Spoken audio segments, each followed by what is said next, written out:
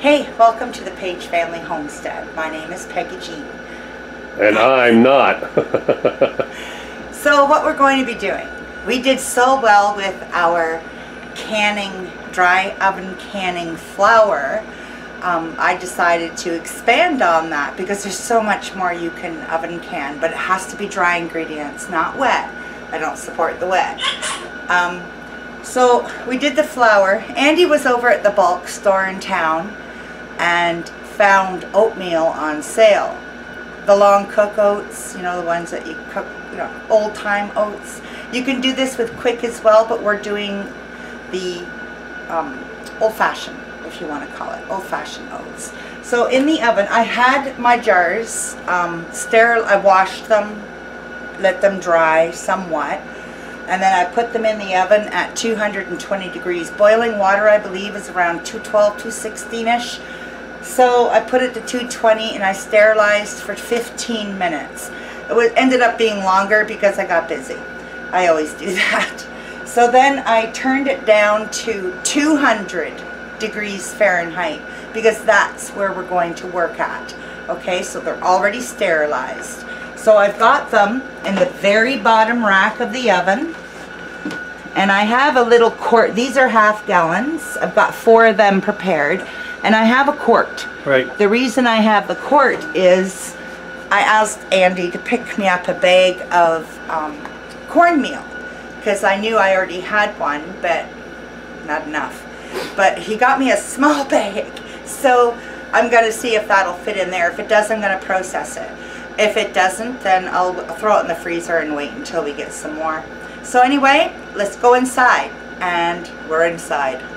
Let's go to the table. Yeah. And let's do these up. I was just going to go bump, bump, bump, bump. Okay, we'll be right back.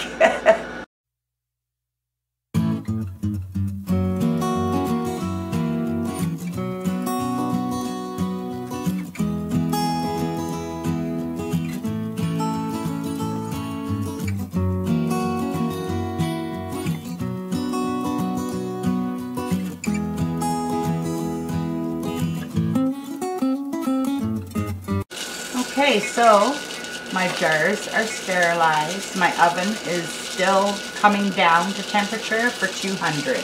You do not want to exceed 200. We're dry canning, oven canning. We are not baking, okay?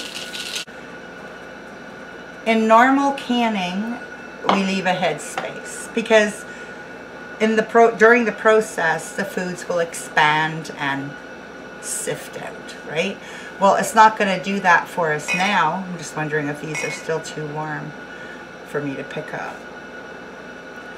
Yeah. So we're going to fill it right to the top. Oh no.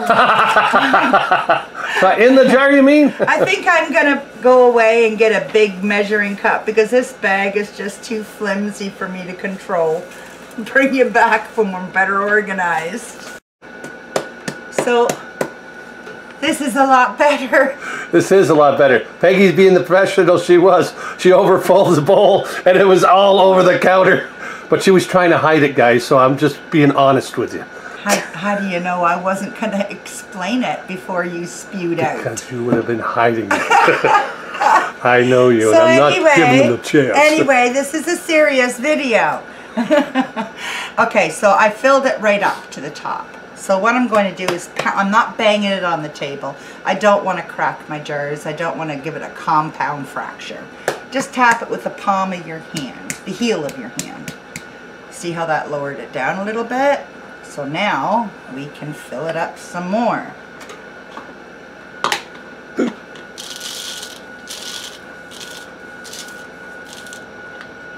Right to the top. The reason we go right to the top is this is going in the oven at 200 degrees for an hour and a half. So what that's doing is it's heating all the contents equally in the jar so that the heat is distributed completely. When I take it out and slap that sterilized, already sterilized and bone dry, when I take them out of the oven after an hour and a half, I'm going to come in, and I don't want to do it right now because there's dust particles I want to wipe off first. Slap this lid on and then I'm going to, we'll do that. So you're going to fill the jars right as close to the top as you can. Make sure you burp it down, okay? Make sure. And we're going to keep it on a towel. Don't put your jars on a cold surface if they're warm or hot, because you're looking at possibly damaging a jar. And I hear tell that they're a little hard to find, those in lids in the States. So we want to keep these for the next generation. Besides, I like my jars. I have favorites, and I'm sure a lot of you do too. Now the reason, why am I doing this? Why am I oven canning oats? I don't know about United States. I think it's relatively the same. We're not that different. But in Canada, the government does allow quality control. They do allow for a certain percentage of weevil evidence in their product, because it's virtually impossible for the mills to be evil free. So that's fine. I almost did a no. It did, yeah. That's fine. They allow for a certain percentage, and the way to take care of that is to take your product, throw it in the freezer, and leave it there for 3 to 5 days. That will kill any eggs or any mommy and daddies running around in your stuff. But, well, I don't have a freezer right now. We just moved, and the freezer I had was built into my shelving in the pantry, so we had to leave it. So I've got 2 fridges with, you know, the freezers above the fridge until I go get a chest. So I have no freezer space. So I'm going to instead kill the evils by doing my oven canning, right? This will stay good. They say, like, I don't know, 10, 15 or more years. I personally have noticed with the flour anyway that it does not as beautiful a job at around the 3 to 5 mark. So I always use mine and rotate it before that. But if I needed to use it for long-term storage, I mean, it does its dance. It does what it's supposed to do. It's just not perfect if you go beyond that time, in my opinion. There's people who are going to say, you can throw it in a Mylar bag with an oxygen absorber and it's good for up to 20 years. Fine. I can't afford Mylar.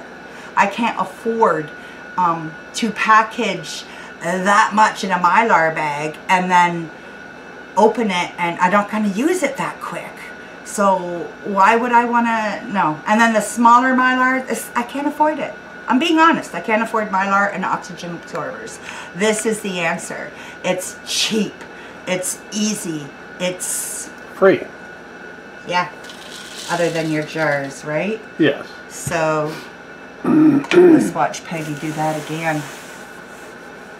Oh no. Will Peggy get it in the jar this time or on the table? It wasn't a jar. It was the measuring cup. Yeah, the measuring cup. I totally overflowed it.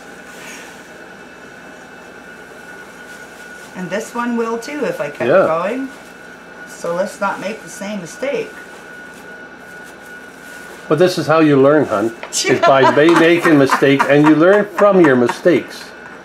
Right, guys? So basically, you're not hurting anybody. You're killing the evils. You're saving your food for tomorrow. I label them. I put the date, what it is, even though, hello, you can see it. Visible. Some of my jars, I do use the colored, the brown or the black, not black. It's like a purple or a dark blue.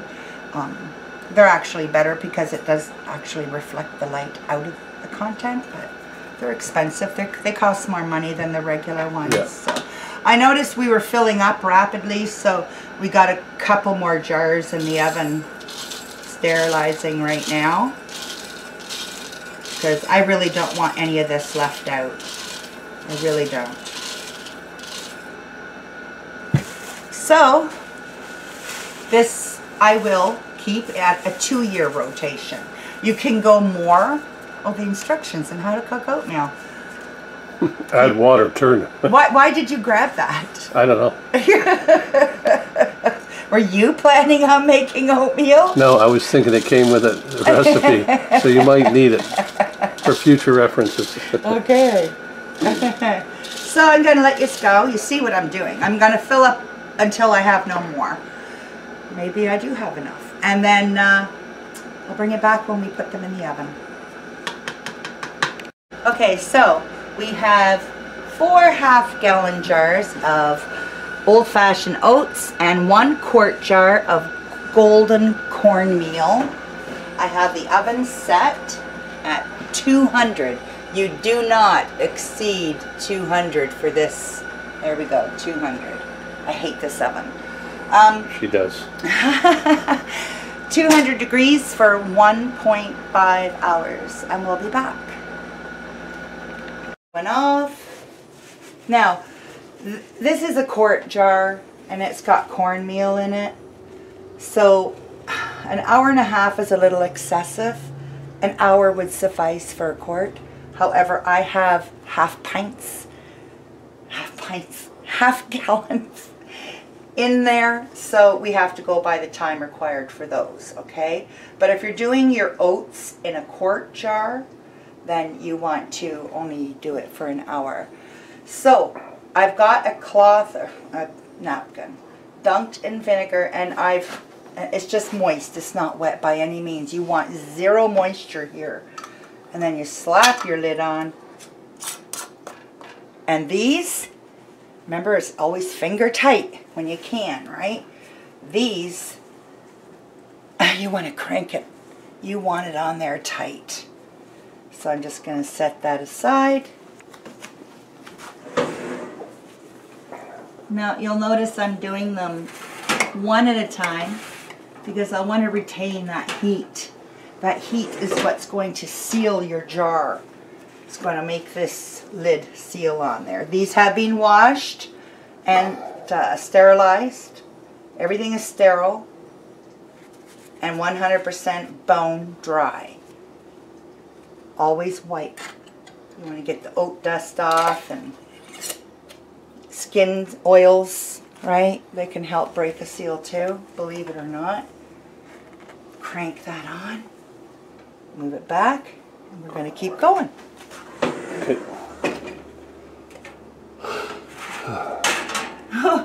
Am I keeping you awake, Mr. Page? Nope. I'm good. Just looking for a moist spot on the other side of the one we used. There we go. Now, oats, to me, they break down a little more than flour, or a little quicker than flour. So when I can my oats, they say they're good for 5 to 10 years. When you do them this way, I like to keep them rotated every 2. So if I'm using them, I can replace them, but every 2 years I'm going to replace them because oats do sometimes break down. Now, I've never used this method for the quick oats, but I've been told by people that do that they have great success. So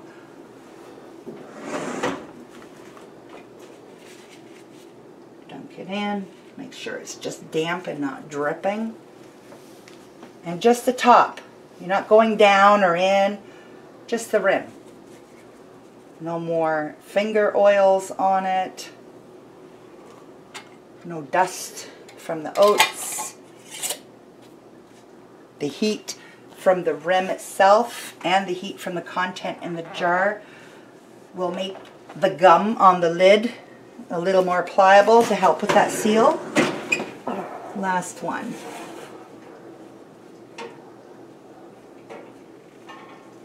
Notice I'm putting them on a towel. A towel, yeah. Yeah.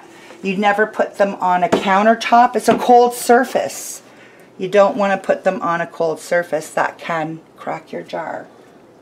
And I do like my jars.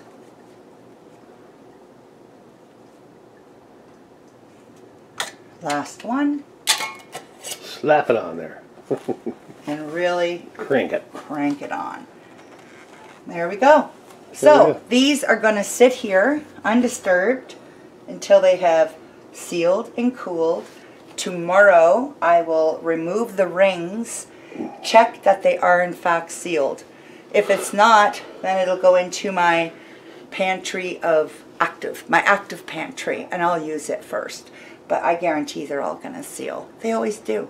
All right? So this is an economical way to put food up with love for your tomorrows, and preserving it and making sure there's no evil weevils. Right? Evil weevil. Ew, ew, ew. And I promise you, if you don't see weevils, there could be evidence of eggs, even if they're not alive, but they're dead. They're there. So it's impossible for a mill to be weevil-free. And this way we ensure that if they're there, they're dead. The heat killed them. And the heat actually helped them seal. So we're good. So before we close, I just wanted to show you, lots of people do it, but I think... Ooh, pop. I think this is awesome. You know those labels that you get with your jar, and you sit there and you go to get them off, or soak them forever, and painter's tape, dollar store, right? Like I wouldn't gift a jar with this on it, unless it was like a sister or brother, you know. I'm kidding. But look at that. It's labeled, and when I'm and it stays on, and when I'm done, I can just peel it off and carry on, MacGyver. All right, so if you've enjoyed this video, I did one with flour, as I said earlier. I'll put it up in an iCard or in one of the end videos so that you can go and check it out. I explain it differently in there as well, pertaining to flour. Give us a thumbs up, and remember to subscribe if you haven't already. We really do appreciate it. And if you are returning, thank you. And ring that bell for ding, ding, ding. The ding ding. Thanks for joining us. Happy canning. All you need is a jar and an oven and dry. Anything that has less than 10% moisture in it. You could do your dry beans. You can do rice. I've done bread flour and all-purpose flour. Now we've done oats. Get it done. Get it in the pantry. Sky's the limit. Okay, bye. Catch you next video.